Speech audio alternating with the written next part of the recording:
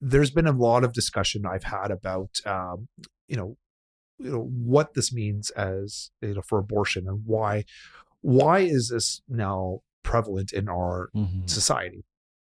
I'm a firm believer that the world is not run by God. Obviously, it's run by the other side, the enemy, I call them, even though they would call us the enemy. And it keeps showing more and more evidence what's happening. I remember we talked about Jesus when he was tempted by the devil for 40 days, and one of the things which always astonished me was when Satan said to him, he showed him all the kingdom to Jesus. And he said, I can give you all of this if you just bow down to me. Now, Jesus didn't rebuke him and say, or Yeshua, which is his real name, didn't rebuke him and say, well, it's not yours to give. He said, what did he say? He said, thou shalt have only one God and bow down and pray to the one God.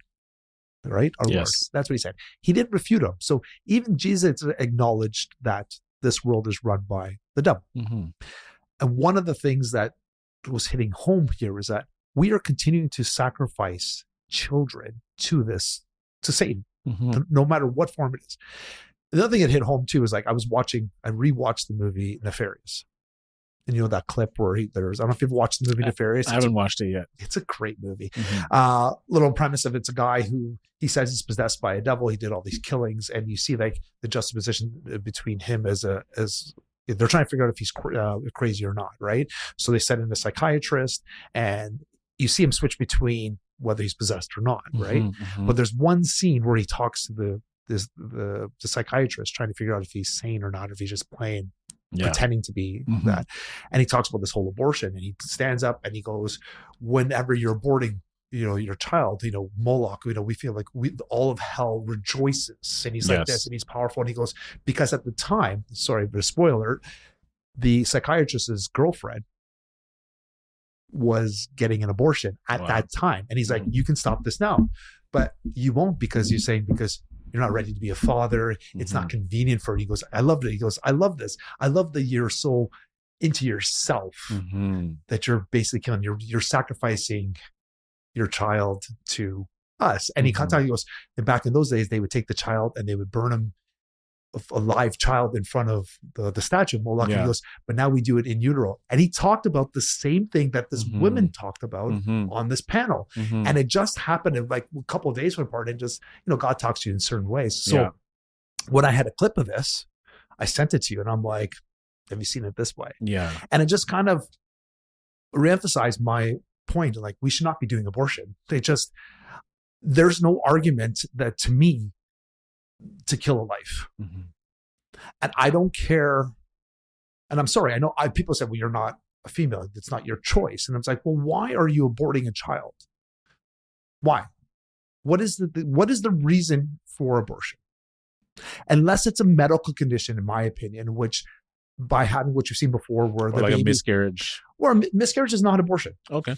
Miscarriage happens. That happens. That's not abortion, because they're not actively going to kill the child.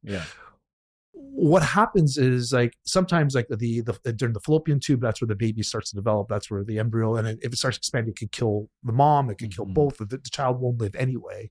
So I can see that. I've seen that as a medical procedure. It makes sense. And other people say, what about rape victims? I know you asked me about that too. So I don't forget that. There's all these arguments. To me, you just can't justify it. If you're old enough to have sex, if you're old enough to make that decision, you're old enough to have sex. You made the choice. One of the consequences could be that you conceive. Now, I have many friends that can conceive. They would have loved to have a kid, to adopt a child. Loved it. To adopt, or? They would have loved to have had their own child.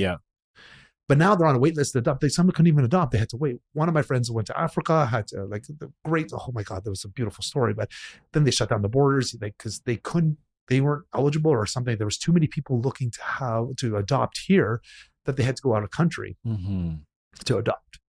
That tells you how the demand. Yet you have these other people that are making these wrong choices in life. Being given the gift of life. And then killing it. And in my opinion, if you left the baby alone, the baby would have come to full fruition. And you could have done something good by allowing somebody else to have a child and like allowing them to adopt.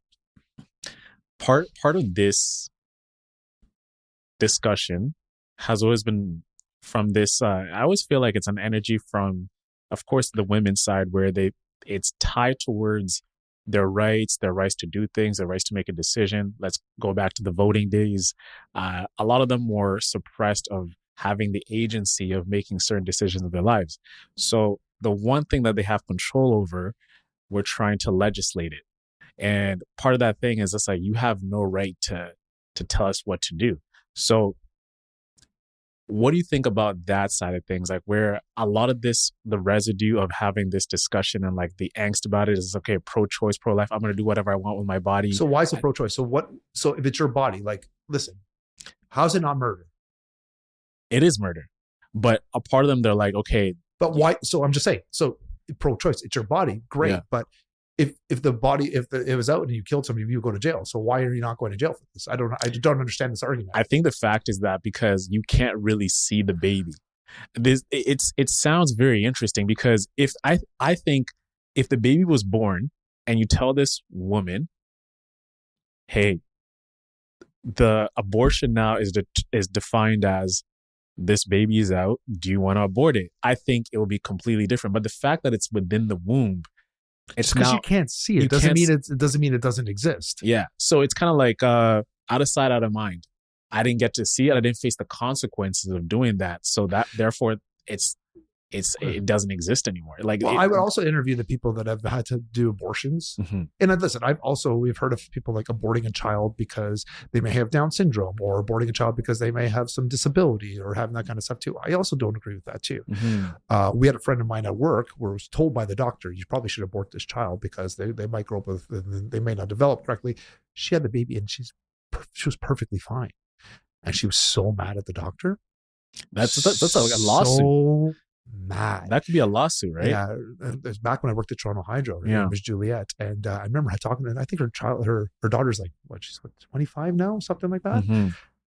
No, and actually flourishing. She's like top of her class, and like it's just a normal person. No, like flourishing, not even top. Like, I'm saying like a regular, like no deficiencies or nothing like that. So that also bothers me as well. Like, well, you also not predicting 100% what's happening to your child.